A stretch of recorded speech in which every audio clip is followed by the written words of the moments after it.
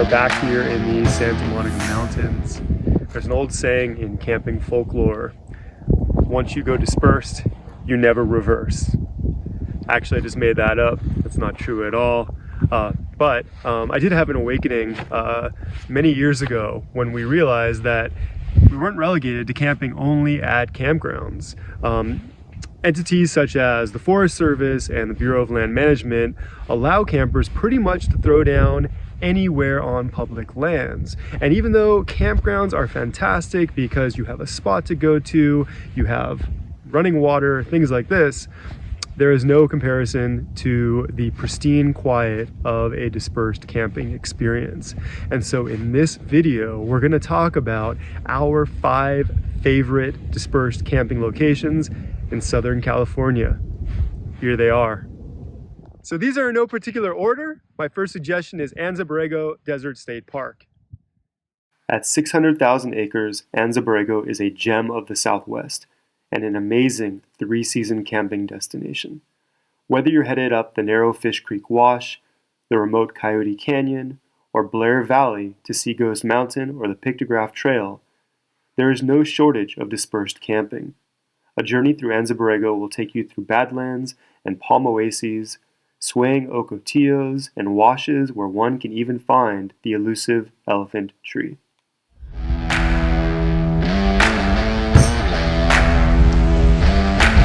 Oh yeah!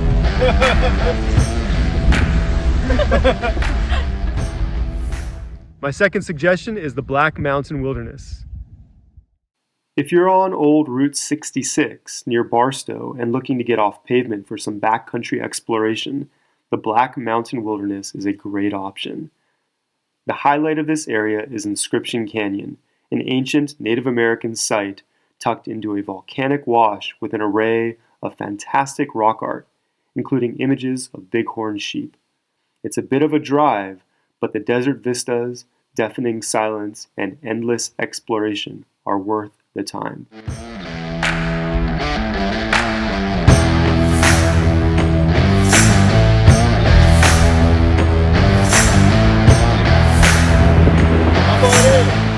My third suggestion is Eureka Valley.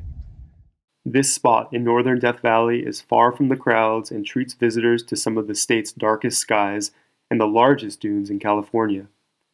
Hike the tallest at 680 feet, watch as fighter jets swoop overhead back to China Lake, or drive a bit farther up Eureka Valley Road toward the Piper Mountain Wilderness, where you are unlikely to see anyone for days.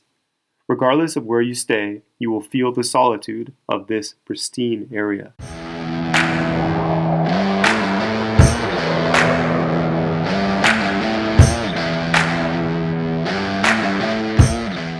My fourth suggestion is the Mojave National Preserve.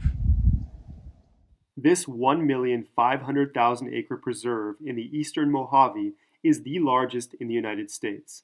Established in 1994 under the California Desert Protection Act, the Mojave National Preserve has vast Joshua tree forests, volcanic tablelands, and many secrets worth exploring. For the more adventurous, drive the 150-mile Mojave Road from Paiute Spring to Soda Dry Lake as you retrace an ancient Mojave Indian trade route which American settlers later used on their expansion westward.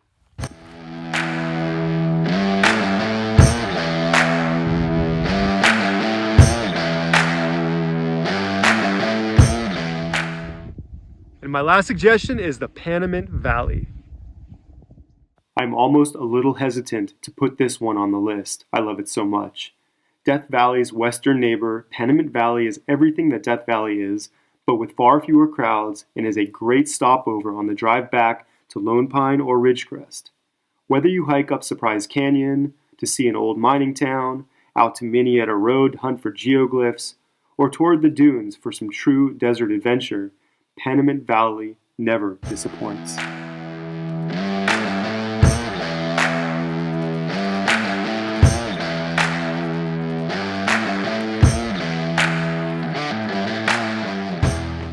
When visiting public lands, it's important to only camp in previously disturbed spots and practice good wilderness ethics to preserve both cultural and natural resources for generations to come.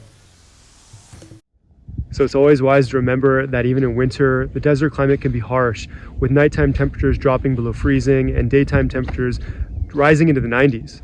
So remember to bring plenty of water, tell someone where you're going, and prepare for eventualities so that way you can have a safe and enjoyable experience in the wild. See you next time.